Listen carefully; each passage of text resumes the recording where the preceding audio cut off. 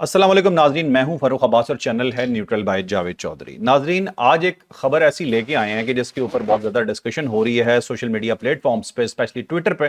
اب ہو یہ رہا ہے کہ مریم نواز صاحبہ کے بیٹی کی شادی ہے، انہیں بہت ڈسکس کیا جا رہا ہے اور ڈسکشن کچھ اچھے ورڈز میں نہیں ہو رہی، ان کے متعلق بہت بدتمیزی کی جا رہی ہے، اور ایز یوزول بدتمیزی کون کر رہا ہے؟ وہ پی ٹی آئی والے کر رہے ہیں۔ آپ کو شرم آنی چاہیے کہ آپ نہ کسی کے غم میں شریک ہو سکتے ہیں اور نہ ہی کسی کی خوشی میں شریک ہو سکتے ہیں۔ ہم آپ کو یہ بالکل نہیں کہتے کہ آپ بہت زیادہ خوش ہو کے دکھائیے، لیکن ایٹ لیسٹ کسی کی پرائیویسی کی تھوڑی سی رسپیکٹ کیجیے، یا رسپیکٹ نہیں کر سکتے تو خاموش ضرور ہو جائیے۔ یہ میرا پوائنٹ آف ویو ہے، چوائس آپ کیا کہیں گے وہ آپ سٹوری کے اندر جان لیجیے گا۔ اور اس کے بعد میں آپ کو یہ بتاؤں جی کہ ایک اور بہت ہیوی پروپوگنڈا پچھلے دنوں سے پاکستان کے اندر ہو رہا ہے، جس طرح سے ایران میں ایک جھوٹا انقلاب لانے کی تیاریاں تھیں، اور وہ انقلاب کس طرح سے لایا جا رہا تھا، ڈس انفارمیشن پھیلا کے، لوگوں کو ڈس سیٹسفائیڈ کر کے وہاں پہ، یا چھوٹے پرابلمز کو بڑا بتا کر، تاکہ لوگ سڑکوں پہ نکل آئیں اور ایک پورا موقع بن جائے اس چیز کا کہ پورے ملک کے اندر آگ لگ جائے۔ تو یہی سچویشن پاکستان میں بھی کریٹ کرنے کی کوشش کی جا رہی ہے، اور اس میں میجر جو اعلیٰ کار ہیں، if I am not wrong, اور اگر میں اس چیز کو جاوید چوائس صاحب سے منوا لوں تو میں سمجھوں گا کہ بہت بڑی بات ہو گئی آج، اور وہ سچویشن جو ہے وہ یہ ہے کہ پی ٹی آئی یہ حرکتیں کر رہی ہے۔ میرا تو سیدھا سیدھا اس کے اوپر یہ موقف ہے، ان کا جو پوائنٹ آف ویو ہے وہ اتنا عجیب ہے۔ وہ کہتے ہیں کہ پاکستان میں یہ جو کام ہو رہا ہے نا، اس کے بعد تو کسی نوجوان کا مستقبل پاکستان میں رہ ہی نہیں گیا، سب کو یہ کر دینا چاہیے۔ کیا ہو رہا ہے اور کیا کر دینا چاہیے، یہ آج کے ٹاپک میں جانیے گا۔ تو سب سے پہلے چوائس صاحب کو ویلکم کہیں گے، لیکن میں تو بھول گیا، ابھی ویلکم نہیں کہنا۔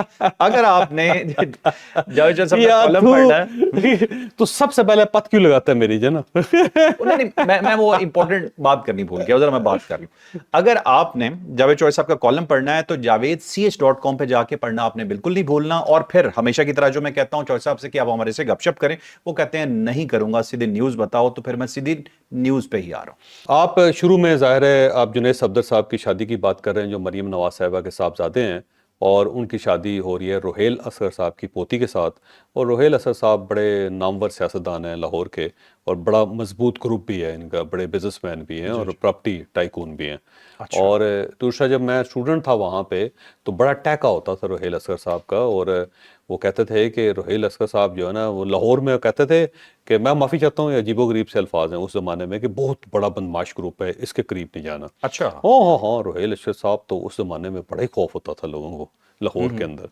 کوئی بھی نا، انہوں بہت سارے کنٹوٹے رکھے ہوئے تھے روہیل اصغر صاحب نے، جو بتاتے تھے کہ یہ روہیل صاحب جو ہے نا ان کا بندہ ہے، جو فلموں کے اندر نظر آتا ہے نا، اس ٹائپ کا۔ لیکن میں نے دیکھا ہے کہ بڑا ڈیسنٹ آدمی ہے اور کھلا ڈولا بندہ ہے، کوئی کسی چیز کی لگی لپٹی نہیں رکھتا۔ اور بلکہ ایک بار شو میں، یہ کوئی شو تھا بہت پرانا کہیں میرا، تو اس کے اندر نا عابد شیر علی بیٹھے ہوئے تھے، تو عابد شیر علی کو جس طرح نے مخاطب کیا نا، وہ آج تک میرے کان سرخ ہیں وہ سن کے کہ جس طرح روہیل اصغر صاحب نے ان کو مخاطب کیا تھا، وہ مجھے پتا چلا کہ روہیل اصغر صاحب جو نا کسی گھبراتے ڈرتے ڈرتے کوئی نہیں ہے، جو دل کرتا ہے تو وہ کہہ دیتے ہوتے ہیں۔ کیا کہا تھا؟ نہیں، وہ بتایا نہیں جا سکتے۔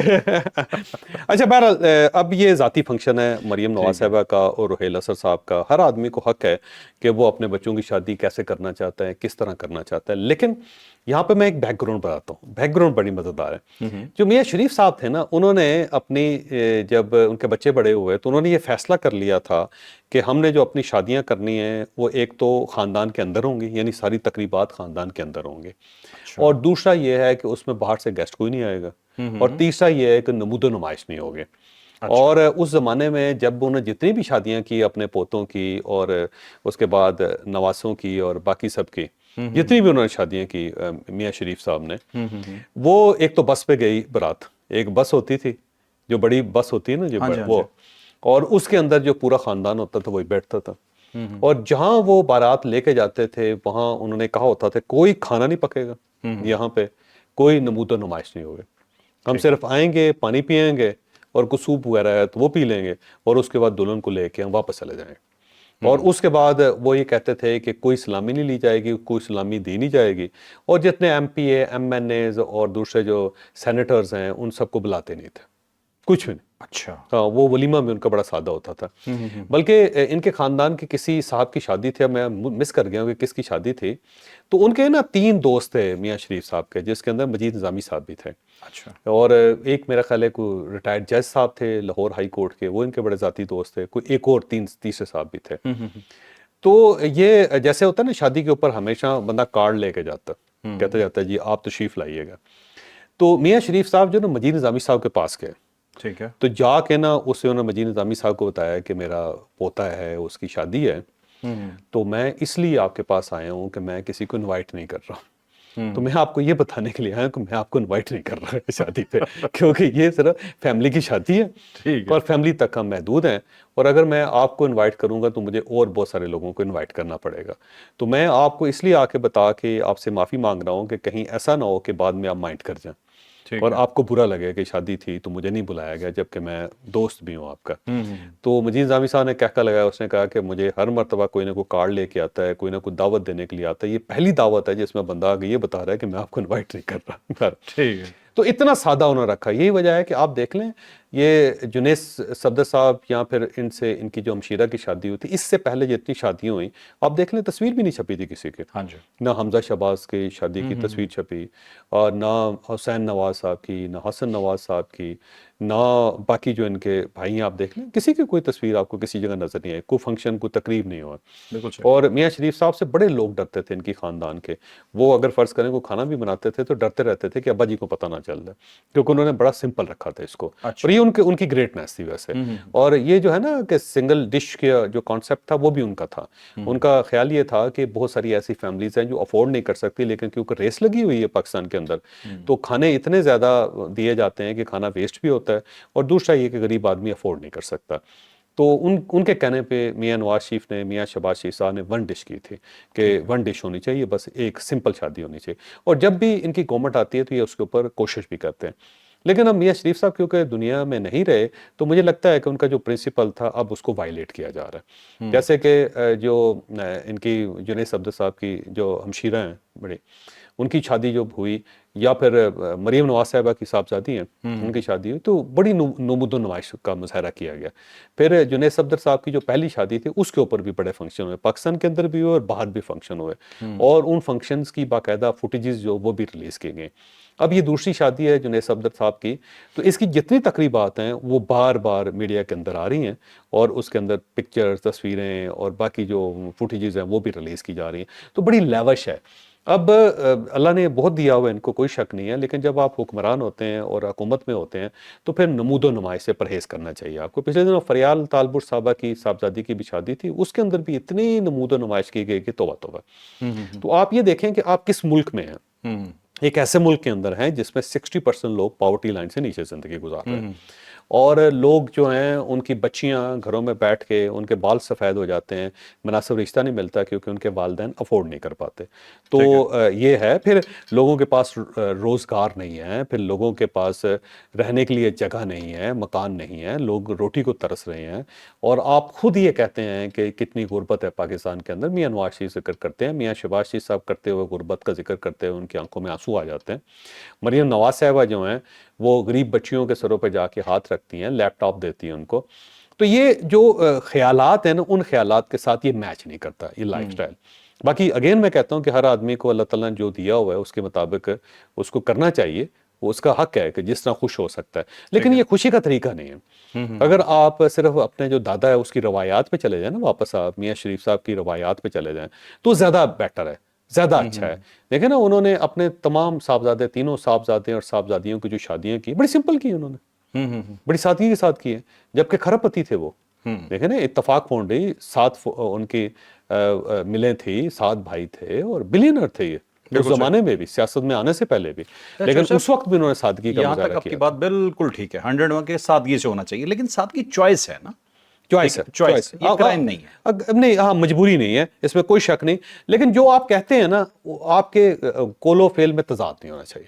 ٹھیک ہے. ایک سائڈ پہ آپ غربت کی بات کرتے ہیں لوگوں کی، دوسری سائڈ پہ جو آپ کا لائف سٹائل ہے وہ بڑا لیوش ہے، نظر آتا ہے، نظر نہیں آنا چاہیے. بالکل ٹھیک ہے چور صاحب. دوسری سائڈ پہ جو پی ٹی آئی کے ٹرولرز جو زبان استعمال کر رہے ہیں وہ غلط، وہ زیادتی. اور یہ ہمیشہ ذاتی اٹیک نہیں، ذاتی اٹیک کرتے ہیں. کسی کی خوشی کو اس طرح برباد نہیں کرنا. آپ اعتراض کر سکتے ہیں، آپ کر لیں اعتراض، لیکن کسی کی انسلٹ نہیں کرنی چاہیے. اچھا، اس کے مقابلے میں نا آپ یہ دیکھو، انڈیا کا جو ہے نا ہمارا دشمن ہے، ہم ان کے خلاف باتیں کرتے ہیں، لیکن جو ان کا پولیٹیشین ہے نا آپ کو اس کے اندر سادگی نظر آئے گی. انہوں نے عام سی ویسٹ کوٹ پہنی ہوتی ہے, کرتا پہنا ہوتا ہے اور ساتھ ساتھ پاجامہ پہنا ہوتا ہے سادہ سا. ایون جو مودی جس کے آپ خلاف ہیں اس کا لائف سٹائل بہت سادہ ہے, آنیسٹلی بہت سادہ. سر ایک بات بتاؤں آپ, اور دوسرا آپ کو پتا ہے کہ جو توشہ خانہ اس کو ملا تھا اس نے کیا کیا تھا, سارے توشہ خانہ اس نے بیچ کے اس کے پیسے اکٹھے کر کے اس نے جو غریب بچیوں کے اسکول تھے ان کو پیسے دے دیا تھا. اچھا تو یہ چیزیں جو ہے نا, میرا خیال ہے اگر ہم انڈیا کی کوئی پیروی کرنا چاہتے ہیں تو اس سادگی کی پیروی کر سکتے ہیں. آپ ان کی لوک سبھا ہے نا, ان کے جو لوگ ہیں وہاں پہ جو بات کر رہے ہوتے ہیں بڑے طاقتور لوگ ہوتے ہیں اور بلینر ہیں وہ سارے, لیکن ان کا لائف سٹائل دیکھیں آپ کو سادگی نظر آئے گی. اور یہ جو سادگی ہے نا وہ یہ مسنگ ہے. میرا خیال یہ ہے کہ یہ جو شادی جنید صفدر صاحب کی ہوئی, یہ امبانی کی فیملی نہیں ہے, یہ ایک پولیٹیشین کی فیملی ہے. اور پولیٹیشین جو ہوتا ہے وہ جواب دہ ہوتا ہے عوام کے سامنے, خواہ اپنا ذاتی اس کا سرمایہ ہو یا اس کے ذاتی مکانات ہوں, تب بھی وہ جواب دہ ہوتا ہے. لوگ اس سے پوچھتے ہیں, لوگوں کو برا لگتا ہے. تو میرا خیال یہ ہے کہ یہ اتنا نہیں ہونا چاہیے تھا. جو لیوش ہے نا جی, جس طرح ولیمہ ہو رہا ہے, جو اس سے پہلے مہندی ہوئی, پھر اس سے پہلے نکاح ہوا, اور جس طرح یہ ہوا اور اس کو دکھایا گیا, یہ دکھاوا نہیں ہونا چاہیے. ٹھیک ہے, پرائیویٹ رکھیں, پرائیویٹ رکھ لیں. یہ جو چیز ہے نا ٹھیک, مجھے ٹھیک نہیں لگتی, میں آنیسٹلی کہہ رہا ہوں. بالکل ٹھیک ہے صاحب. اب اور مجھے بھی میاں نواز شریف صاحب ان کو بھی نہیں اچھا لگتا ہوتا تھا, میاں شواز شریف صاحب کو بھی اچھا نہیں لگتا تھا, لیکن مجھے لگتا ہے بزرگ ہو کے بندہ تھوڑا مجبور ہو جاتا ہے. ٹھیک ہے, وہ ساتھ ساتھ چلنا پڑتا ہے. بزرگوں کے بارے میں کہتے ہیں نا اسے, ابا جی بیٹھ جاؤ, ابا جی بیٹھ جاتے ہیں, ابا جی اٹھ جاؤ, ابا جی اٹھ جاتے ہیں, ابا جی اسمائل کرنا, ابا جی اسمائل کر دیتے ہیں. تو مجھے لگتا ہے کہ میاں شہباز شریف اور میاں نواز شریف صاحب جو ہے نا بزرگوں کی اس عمر تک پہنچ گئے ہیں کہ جو ان کو کہا جاتا ہے وہ بیچارے کر دیتے ہیں. اچھا چلیں جوائے صاحب, ایک بات میں تھوڑی سی مجھے یاد آ گئی, آپ نے مودی کی سادگی کے بارے میں بات کی. مودی کے بارے میں حالات اس کے یہ ہیں کہ وہ بیوٹی پارلر سے بھی ہو کے آ جائے نا تو لوگ پوچھ رہے ہوتے ہیں کہ سر آپ تیار نہیں ہوئے, تو منہ دھو لے, کچھ بھی کر لے. جو اس کا ڈی این اے ہے نا, جو اس کا پرابلم ہے, وہ منہ ہی ایسا ہے کہ کچھ بھی پہنا لو وہ اچھا نہیں لگے گا. اس لیے اب مودی کے متعلق نہ یار اس کی فیملی دیکھ لو, اس کے بھائی دیکھ لو, سرکاری ملازم ہے بیچارے, اسی طرح غربت میں زندگی گزارتے ہیں جو اس کی والدہ غربت میں زندگی گزارے. دیکھیے دیکھو چیزیں جو ہے نا اس کو ماننا چاہیے. جو ہم اگر زندگی میں کسی شخص سے کو سیکھ سکتے ہیں تو وہ ہمارا دشمن ہے. انسان کو اپنے دشمن سے چیزیں سیکھنی چاہیے. میں بالکل سیکھتا ہوں کہ یہ نہیں کرنا. انڈیا جو ہے نا اس میں لاکھ خامیاں ہیں, لیکن کچھ ایسی خوبیاں بھی ہیں جنہیں میرا خیال ہے ہمیں کاپی کرنا چاہیے, ہمیں سیکھنا چاہیے اس سے. سیکھنے میں حرج کوئی نہیں ہے یار. ویسے کیوں آپ دروازے بند کر کے آپ بیٹھے ہوئے ہیں؟ نہیں, دروازے وہ بھی ہم سے سیکھے نا, صرف ون سائیڈڈ تھوڑی ہوتا ہے. چلیں اب چلتے ہیں جی اپنی اگلی سٹوری پہ. جو نیکسٹ سٹوری ہے ہماری وہ ہے ایک خوفناک پروپیگنڈے کے حوالے سے. پلیز اس چیز کو پہچانیے کہ جب آپ کا اگر کوئی جینون بھی کیس ہے, آپ کا کوئی جینون پرابلم ہے اور اسے کوئی یوز کرنا چاہ رہا ہے, ہوا دے رہا ہے, آگ لگا رہا ہے, تو وہ آپ کے حق میں نہیں ہوگا, وہ آپ کے ذریعے کسی کو نقصان پہنچانا چاہ رہا ہوگا. تو پی ٹی آئی کے کچھ ٹرولرز یا پی ٹی آئی کا وہ میڈیا سیل جو ملک سے باہر بیٹھا ہوا ہے, اور اس کا چھوٹا سا فریکشن جو پاکستان کے اندر بھی بیٹھا ہوا ہے, وہ مسلسل ایسی حرکتیں کرتا ہے کہ جس کی وجہ سے ایک معاشرے کے اندر سٹیبلٹی نہ آ سکے. اسی طرح کا نیا ہتھیار انہوں نے استعمال کرنا شروع کیا ہوا ہے. وہ کیا ہے وہ آپ کو بتاتے ہیں. اب دیکھیں, ہر ملک جو ہوتا ہے نا اس کے پاس بیچنے کے لیے کچھ ہوتا ہے. جیسے سعودی عربیہ ہے, قطر ہے, یو ای ہے, یعنی سارے عرب ملک ہیں, عمان ہے, وینزویلا ہے, ان کے پاس بیچنے کے لیے تیل ہے, یہ تیل بیچتے ہیں. صحیح. قطر جو ہے نا اس کے پاس گیس ہے اور وہ گیس بیچتا ہے. رشیا جو ہے نا اس کے پاس 3-4 چیزیں ہیں جو بیچتا ہے. ایک تو وہ آئل بھی بیچتا ہے, گیس بھی بیچتا ہے, پھر وہ ٹیکنالوجی بھی ایکسپورٹ کرتا ہے, اس کے ڈیفنس سسٹم جو ہے نا وہ بھی, پھر میزائل سسٹم وہ بھی. اچھا, اس کے علاوہ کچھ اور منرلز ہیں ان کے پاس, ایکسکلوسیو منرلز ہیں, وہ اس کو بیچ رہے ہیں. جو چائنا ہے اس کے پاس پروڈکشن ہے, پروڈکشن کی ایبلٹی ہے کہ بڑی بڑی فیکٹریز ہیں اور پورے ضلع کے اوپر ایک ہی پروڈکٹ بنتی ہے. مثلا اگر صوفے بنتے ہیں نا تو پوری صوفہ ڈسٹرکٹ ہے جس کے اندر صرف صوفہ بنے گا, اور وہاں وہ اگر پوری دنیا کو صوفے سپلائی کرنے ہیں تو وہ ڈسٹرکٹ جو ہے نا پورے صوفے بنا کے پوری دنیا کو سپلائی کر دے گی. ٹھیک ہے. اب کسی جگہ پہ اگر فرض کرو ٹولز بن رہے ہیں تو پورے ضلع کے اندر سے ٹولز بن رہے ہیں. وہ پورا ضلع ہے ہی اس کے لیے, ڈسٹرکٹ ہی ہے, وہ ٹولز ڈسٹرکٹ ہوگا. تو وہ اس کے اندر میسو پروڈکشن کر کے وہ پوری دنیا کے کونے کونے میں پہنچا دیتے ہیں. تو یہ ان کا کمال ہے. دوسرا R&D بہت زیادہ تیزی سے کرتے ہیں, ہر چیز کے بارے میں سوچتے ہیں, پھر اس کے اوپر تجربہ کرتے ہیں, تجربہ کرنے کے بعد اس کو بنا کے اس کو بیچ بھی دیتے ہیں.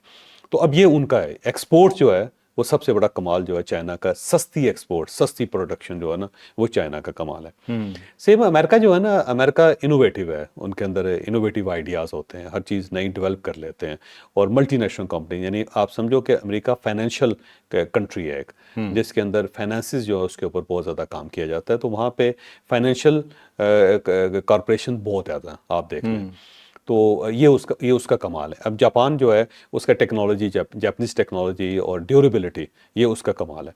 تو ہر ملک جو ہوتا ہے نا اس کے پاس کچھ نہ کچھ چیز ہوتی ہے, یا را مٹیریل ہوتا ہے, یا پھر مینوفیکچرنگ ہوتی ہے کوئی, یا پھر اسکل ہوتی ہے, یا پھر ٹیکنالوجی ہوتی ہے جو اس نے بیچنی ہوتی ہے, اسی سے اس نے ریونیو کمانا ہوتا ہے. ٹھیک ہے.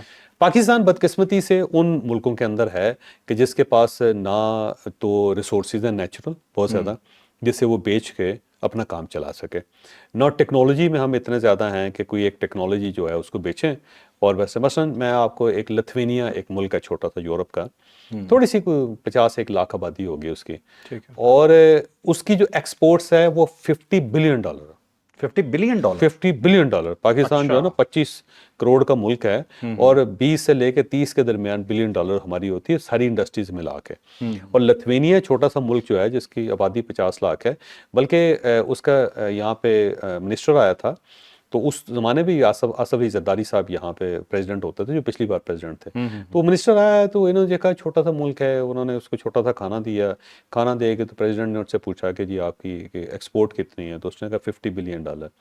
تو پریزیڈنٹ صاحب نے سنا تو انہوں نے سمجھا شاید $50 ملین کی بات کر رہا ہے. تو اس پہ انہوں نے کہا $50 ملین تو بہت کم ہے, تو کس طرح گزارا کرتے ہوں گے آپ؟ اس نے کہا $50 بلین ہے. انہوں نے کہا ہاں, پھر اس نے پوچھا آپ کیسے گزارا کرتے ہیں؟ $50 بلین. اس نے کہا ہاں جی. اور کیا کیا انہوں نے, صرف ایک ٹیکنالوجی اٹھا لی, اچھا. اس کو کہنا نینو ٹیکنالوجی.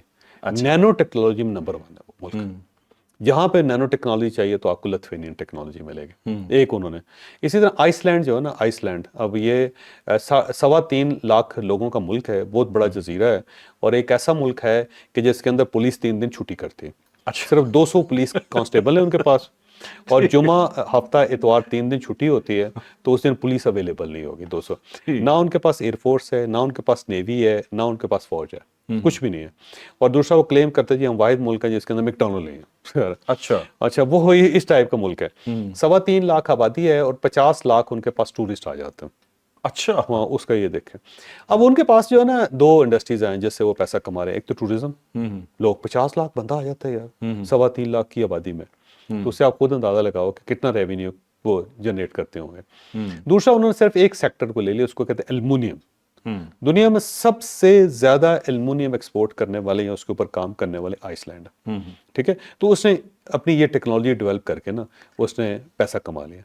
اب پاکستان جو ہے نا, اس کے پاس نہ نیچرل ریسورسز ہیں, نہ اس کے پاس ٹورزم ہے, نہ ہی اس کے پاس کوئی ٹیکنالوجی ہے, ٹھیک ہے, نہ ہی اس کے پاس پروڈکشن ہے, اور نہ ہی ایگریکلچر اتنا زیادہ ہے کہ یہ ایکسپورٹ کر لے. جیسے کہ نیوزی لینڈ ہے نا, نیوزی لینڈ آپ کو پتہ ہے انسان اتنے جتنی بھیڑیں ہیں وہاں پہ. اچھا. تو 3 چیزوں سے وہ ٹھیک ٹھاک پیسے کما رہے ہیں. ایک تو بھیڑوں سے ریلیٹڈ جتنی بھی چیزیں نا, اون بنتی ہے جو, اس سے پروڈکٹ بنا کے وہ پوری دنیا میں بھیج دیتے ہیں سارے. اچھا, جو یہ ڈیری میں نمبر 1 ہے, وہ ڈیری میں ہر قسم کی گائے بنا کے دے دیتے ہیں دنیا کو. نیوزی لینڈ کی گائیں ہوتی ہیں, اور ہر قسم کی بھیڑ بنا کے دے دیتے ہیں دنیا کو. آپ کو نیلی بھیڑ چاہیے, نیلی بھیڑ بنا دیں گے ساری. اچھا, اس کے ساتھ ساتھ ایگریکلچر ہے ان کا, اور دنیا میں سب سے مہنگی اور سب سے اچھی شہد جو ہے, ہنی ہے, وہ نیوزی لینڈ کی ہے, تو وہ اس کو بھی بیچ رہے ہیں سر. تو اب نا ان کے پاس بیچنے کے لیے بہت کچھ ہے. ایک سیکنڈ رکیے, یہ سب چیزیں تو ہمارے پاس بھی ہیں, ہمارے پاس منرلز ہیں, ریسورسز ہیں, لیکن بہت کم ہیں, یہ ہم نکال نہیں پا رہے. بہت کم ہے, کوالٹی بھی وہ اچھی نہیں ہے, اور ان کو نکالنے کی ٹیکنالوجی بھی نہیں ہے. تینوں چیزیں ہیں. اچھا. یہ ہم دعویٰ بہت کرتے ہیں, لیکن ہمارے پاس وہ نہیں ہوتے, تو ہم اب تک بیچ چکے ہوتے ہمارے. اور اگر فرض کریں ہیں بھی, تو ہمارے پاس ٹیکنالوجی نہیں ہے. اور ٹیکنالوجی اگر خریدیں گے ہم, تو وہاں پہ جو لوکل ہیں وہ کسی کو ٹکنے نہیں دیں گے. جیسے کہ سونا یا تانبے کے لیے آئے ہوں تو ان کے اوپر خود کچھ حملے ہو رہے ہیں سارے, تو کیوں آئیں گے سارے. تو بہرحال اسی طرح جو آپ کو پتہ ہے پاکستان میں جو سب سے بڑا ہمارا مسئلہ ہے کہ جتنا ہمیں پیٹرول چاہیے, جتنا ہمیں گیس چاہیے, ہم پاکستان سے نکالنا چاہتے ہیں, اور اتنا ہے کہ نکال بھی سکتے ہیں, لیکن پاکستان کی اپنی کمپنی جو ہے جہاں سے آئل اور گیس ایکسپلور کر رہی ہیں, وہاں پہ کوئی ٹکنے نہیں دے رہا ان کو. ان کے اوپر بلاسٹ ہوتے ہیں, اس لیے ماڑی گیس جو ہے نا وہ سب سے زیادہ ایکسپلور کر رہی ہے. تو پوری یونٹس جو ہے نا فوج کی, پوری ڈیو جو ہے ان کے ساتھ لگی ہوئی ہے, تاکہ وہ آئل نکال سکے. اور اگر آئل نکال دیتے ہیں تو پائپ لائن کو اڑا دیتے ہیں لوگ. تو پاکستان کے بڑے علمی ہیں. بہرحال میں مختصر اب کر رہا ہوں میں, تو پاکستان جو ہے نا اس کے پاس کوئی ایسی چیز نہیں ہے کہ جس کو ایکسپورٹ کر سکے. ہمارے پاس زیادہ سے زیادہ کاٹن تھی, اور اس کے اندر بہت عرصہ ہم نے گزار لیا. اب دنیا کے اندر بہت کاٹن ہے اور بہت بڑی انڈسٹری ہو گئی, تو پاکستان کی وہ انڈسٹری بھی شرنک ہو گئی. اب ہمارے پاس بیچنے کے لیے کچھ نہیں. تو اب ہم نے کیا کرنا ہے. اب ہمارا جو سب سے زیادہ جو ایکسپورٹس ہیں اور سب سے زیادہ جو ریونیو ہمارے پاس جنریٹ ہوتا ہے وہ ہمارے اوورسیز پاکستان ہیں، وہ لوگ جو ملک سے باہر گئے ہیں، اس میں سب سے زیادہ جو پیسے آ رہے ہیں وہ عرب ملکوں سے آ رہے ہیں، جو مزدور آدمی ہیں مزدورات جو وہ وہاں سے آ رہا ہے، تقریباً کو 70% 80% لوگ جو ہے نا سعودی عربیہ، عمان سے، یو ای سے پیسہ بھیجتے ہیں۔ بالکل صحیح۔ اس کے بعد پھر یورپ ہے، امریکہ ہے، وہ تھوڑے تھوڑے پیسے بھیجتے رہتے ہیں، وہ بھی اس وقت تک جب تک ان کے والدین زندہ رہتے ہیں وہاں سے پیسے آتے رہتے ہیں۔ یورپ سے جو والدین کی آنکھ بند ہوتی ہے تو وہ پیسے بھی بند ہو جاتے ہیں، لیکن یہ مزدور جو ہے نا وہ پاکستان اب $33 بلین سے لے کے $35 بلین تک جو ہے باہر سے پیسے ہمارے پاس آتے ہیں جو ہمارے اپنے لوگ بھیجتے ہیں، اور جو ہماری ایکسپورٹس ہیں وہ کبھی $20 بلین سے لے کے $30 بلین کے درمیان فلیکچویٹ کرتی رہتی ہے، تو ٹوٹل جو ہے نا $55 بلین یا $60 بلین پاکستان کے پاس آتا ہے، اور اس میں جو مین چنک ہے وہ ہیومن ریسورس کا۔ ٹھیک۔ اب اگر ہیومن ریسورس ہمارا نہیں ہوگا تو آپ یقین کرو کہ $20-25 بلین کے اندر ہم بالکل کلیپس کر جائیں گے، ہماری اکانومی کلیپس کر جائے گی۔ تو ہمارا سب سے بڑا سورس آف انکم ہمارے وہ لوگ ہیں جو پاکستان سے باہر ہیں، جو باہر بیٹھے ہوئے ہیں اور وہاں سے ہمیں پیسے بھیج رہے ہیں، اور وہ ہمارے محسن بھی ہیں۔ میرا خیال ہے ان کی ہمیں زیادہ عزت کرنی چاہیے۔ اب ہمیشہ جو لوگ یہ کہتے ہیں جی برین ڈرین ہو رہا ہے یہاں سے اور لوگ باہر جا رہے ہیں، پاکستان کے اوپر ان کو ٹرسٹ نہیں ہے۔ بھائی ان کو ٹرسٹ ہے پاکستان پہ، اسی لیے وہ باہر جا کے کما کے پاکستان بھیج رہے ہیں، وہاں پہ گھر نہیں بنا رہے، وہ پاکستان میں اپنی ان فیملیز کو رکھا ہوا، انہوں نے پاکستان میں ہر مہینے پیسے بھیجتے ہیں۔ اس سے بڑا ٹرسٹ کیا ہو سکتا ہے کہ جب انڈا محنت کسی اور جگہ کرنے جب انڈا دینے کی باری آتی ہے تو پاکستان پرندہ آتا ہے، بالکل پرندہ پاکستان آ رہا ہے سارا۔ تو یہ جو ہے نا اہل یوتھ، یہ ان کا پروپیگنڈا کیا جا رہا ہے جی کہ نوجوان دوسرے ملکوں میں جا رہے ہیں، ان کو پاکستان کے اوپر ٹرسٹ نہیں ہے۔ بھائی پاکستان سے 1970 سے لوگ باہر جا رہے ہیں۔ ذوالفقار بھٹو صاحب نے جب پاسپورٹ اوپن کیا نا، اس سے پہلے آپ کو تو پاسپورٹ لینا امپاسبل تھا۔ اچھا ایوب خان کے دور میں پاسپورٹ نہیں ملتا تھا۔ اچھا، مجھے نہیں معلوم ہے۔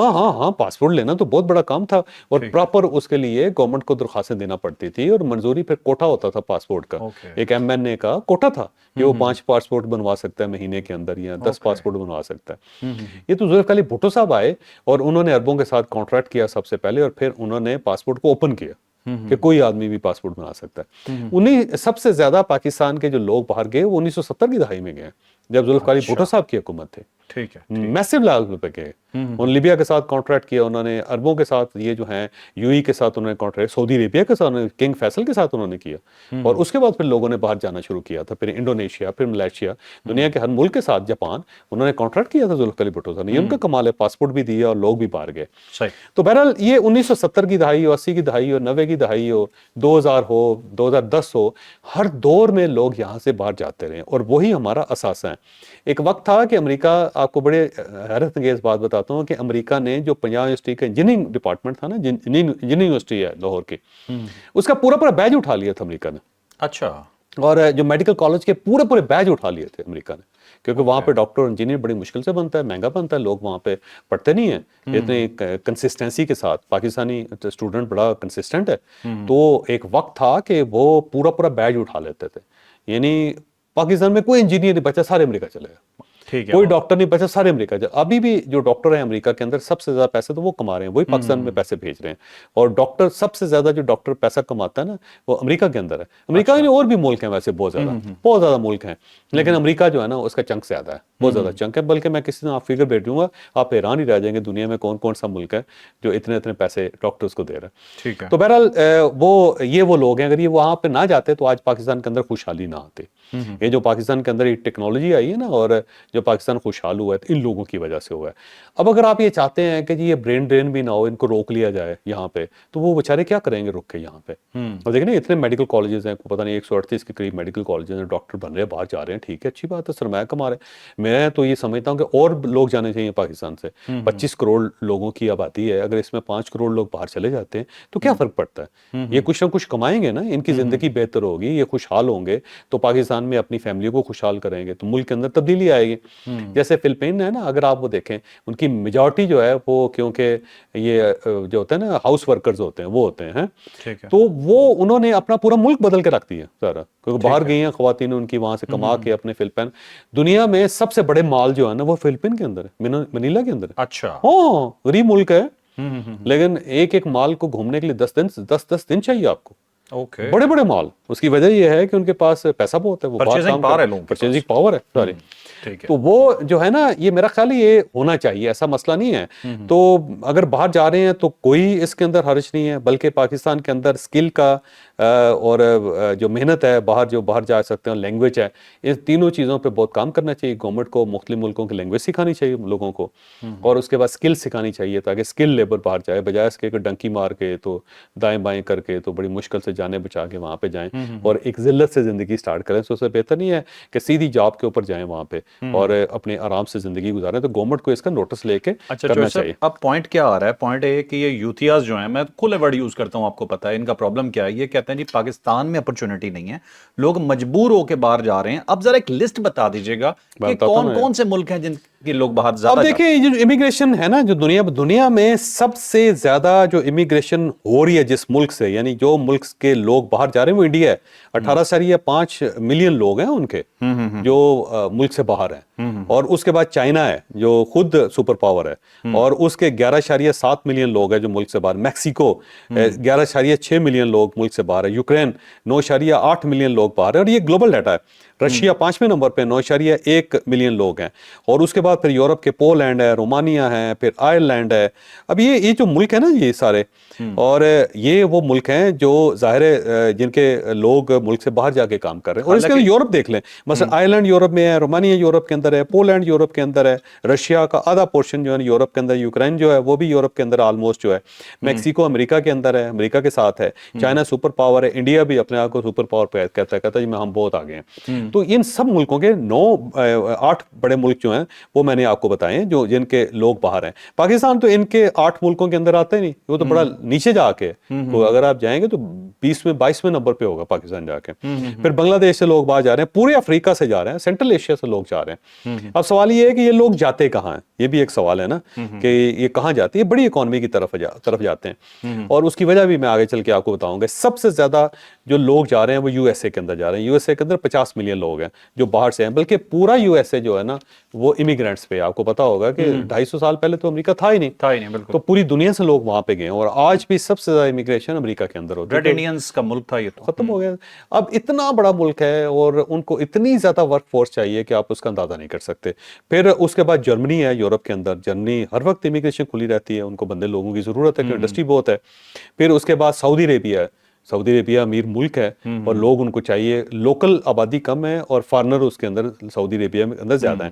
پھر رشیا ہے, رشیا کے اندر لوگ جا بھی رہے ہیں اور رشیا سے بھی جا رہے ہیں. رشیا کے اندر بھی لوگ جاتے ہیں, پورے سینٹرل ایشیا سے جاتے ہیں, اور پھر رشیا سے لوگ باہر بھی جاتے ہیں. 4تھے نمبر پہ آتا ہے رشیا, جہاں پہ فارنرز جاتے ہیں. پھر یو کے ہے 5ویں نمبر پہ آتا ہے. پھر 6 نمبر پہ کینیڈا آتا ہے. کینیڈا اتنا بڑا ملک ہے کہ ختم ہی نہیں ہوتا, آپ اندازہ نہیں کر سکتے. پھر فرانس ہے, اس میں بہت لوگ جاتے ہیں. پھر آسٹریلیا بہت لوگ جاتے ہیں, اتنا پورا کانٹیننٹ ہے آسٹریلیا, اور آبادی ان کے 2.5 کروڑ کے قریب ہے. تو وہاں آج بھی تقریباً 10 کروڑ لوگوں کی ضرورت ہے ان کو. پھر اسپین ہے, وہاں پہ اتنا بڑا ملک, وہاں پہ لوگوں کی ضرورت ہے. پھر یو اے ہے. تو یہ ساری فرسٹ ورلڈ ہے جی. تو یہ 10 ملک ہیں فرسٹ ورلڈ کے جو ہر وقت انوائٹ کرتے رہتے لوگ, اور اس میں پوری دنیا سے لوگ جاتے ہیں. ایسا نہیں ہے کہ پاکستان سے جاتے ہیں صرف وہ, کہ پاکستانی صرف وہاں پہنچ جاتے ہیں, پوری دنیا سے لوگ وہاں پہ پہنچتے ہیں. ہر نسل کا بندہ آپ کو, نیو یارک دنیا کا واحد شہر ہے جس کے اندر ہر نسل کا بندہ آپ کو ملتا ہے, کیونکہ وہاں پہ قوم متحدہ کے دفتر ہے. تو اب ان سب چیزوں کو دیکھیں گے تو ظاہر ہے وہ بہت زیادہ مارجن ہے, باہر ضرورت ہے, اور یہاں پہ ہمارے پاس لوگ سرپلس ہیں اور لوگوں کے پاس اسکل بھی ہے, لوگ باہر جاتے ہیں تو جانا چاہیے. اب سوال یہ ہے کہ یہ لوگ یہاں سے جاتے کیوں وہاں پہ, ایک سوال ہے نا, بڑا سمپل سوال ہے. مثلا فرض کرو کہ آپ امیر ہو گئے, اب اگر آپ امیر ہو گئے تو آپ کیا کرو گے؟ آپ کو ورکرز چاہیے, آپ کو خان سامان چاہیے, آپ کو چوکی دار چاہیے, آپ کو ڈرائیور چاہیے, آپ کو کپڑے دھونے والا بندہ چاہیے سارا, آپ کا بیگ اٹھانے کے لیے آپ کو سیکٹری چاہیے, آپ کا بیگ اٹھانے والا بندہ چاہیے, ہے نا.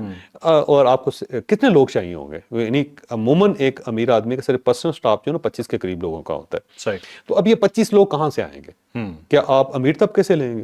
نہیں, غریب لوگوں غریب یا وہ ضرورت مند لوگ آئیں گے. ضرورت مند آئیں گے, اور ایسا ضرورت مند جو پڑھا لکھا ہے, جو اسکلڈ ہے سارا. مثلا ڈرائیور جو ہے نا, آپ ڈونلڈ ٹرمپ سے تو نہیں لیں گے, یا جرمنی سے تو نہیں آئے گا ڈرائیور آپ کے پاس, وہ وہیں سے آئے گا جو غریب ملک ہے اور بندہ اچھا ہے اور کام کرنا چاہتا ہے, کم تنخواہ پہ کام کرنا چاہتا ہے. اور غریب جو ہیں, اگر ہمارے طبقے کے اندر غریب ہیں تو وہ امیر آدمی کو سرو کریں گے. اب کچھ ملک امیر ہیں, تو جب ملک امیر ہیں تو ان کے پاس بندے کہاں سے جائیں گے؟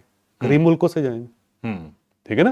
بالکل. تو غریب ملک جو تھرڈ ورلڈ ہے وہیں سے جائیں گے نا سارے. افریقہ تھرڈ ورلڈ ہے, سینٹرل ایشیا تھرڈ ورلڈ ہے, یہ جو موراکو ہے, ٹیونیسیا ہے, یہ تھرڈ ورلڈ ہے, یہ وہیں سے جائیں گے بندے. بالکل صحیح. اور اس فلپین ہے, پھر تھائی لینڈ ہے, یہاں سے لوگ جائیں گے. اور کہاں سے لوگ اب جائیں آپ یہ دیکھیں اسکلڈ ورکر نے تھوڑی ڈیفینیشن اس کی بدل بھی دی, جیسے چائنا, رشیا, انڈیا تو چلو غریب لوگ وہاں سے بہت جاتے ہیں, اب بڑے ملکوں سے لوگ مائیگریٹ کر رہے ہیں, یورپ سے لوگ مائیگریٹ کر رہے ہیں جن کے پاس آلریڈی نہیں, پاور ہے. وہ جو مائیگریشن ہے وہ اور قسم کی مائیگریشن, وہ ایک ایسا ملک دیکھتے ہیں کہ جو یورپین اور سستا ہو. اچھا. یورپین اور سستا ہو سر. مثلا میں آسٹریلیا میں گیا, نیوزی لینڈ گیا, تو نیوزی لینڈ میں نا میں واک کر رہا تھا ایک جگہ, تو وہ میری شوگر ڈراپ ہو گئی, تو میں نے, میرے ساتھ ایک دوست تھا, تو میں نے کہا وہ سامنے جو گھر ہے نا ان سے کوئی کھانے کے لیے چیز مانگو, نے کو فلاں بندہ ڈائبیٹک ہے, تو فوری طور پہ ہماری وہ سپورٹ کریں گے, کوئی ایسا مسئلہ نہیں. تو اس نے وہ اس کے گھر پہ دستک دی, اس نے بتایا, وہ خاتون نے اندر بلا لیا ہمیں, اس نے چاکلیٹ بھی دیا, مجھے دودھ بھی دیا, میں پی گیا اور چاکلیٹ کھا گیا. اس سے میں نے پوچھا کہ ویئر آر یو فرام, تو اس نے کہا میں برٹش ہوں.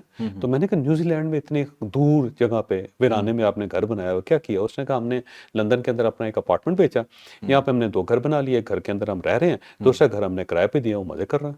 اچھا. تو میں نے کہا اس کے بعد کیا کرو؟ کہتے جب دل ہم بور ہو جائے گا یہاں سے تو ہم یہاں سے بیچیں گے, کسی اور ملک میں چلے جائیں. ٹھیک ہے. تو یورپ کے اندر بھی لوگ یہی کر رہے ہیں, وہ دیکھتے رہتے ہیں کہ کہاں پہ تھوڑی سی مہنگائی کم ہے, تو وہاں پہ وہ شفٹ کر جاتے ہیں. لیکن جو سب چائنا تو اپنا اسکلڈ ورکر بھیج رہا ہے سارا, رشیا اسکلڈ ورکر بھیج رہا ہے, اسکیل پر بھیجا, ان سے پیسے بھی مل رہے ہیں انہیں, اور ان کے بندے ٹرینڈ بھی ہو رہے ہیں. ٹرین بھی ہو رہے ہیں بہت زیادہ. لوگ پوری یونیورسٹیوں کے اندر اپنے اپنے لوگ کھپا دیتے ہیں, وہ پھر واپس آ کے اپنے ملک میں سرو کرتے ہیں. تو یہ کوئی بری بات نہیں ہے. میں کہتا ہوں یار پاکستان کو اپنے اسٹیٹ لیول پہ اس چیز کا فیصلہ کرنا چاہیے, پراپر لوگوں کو ڈیولپ کر کے لینگویجز سکھا کے باہر بھیجنا چاہیے.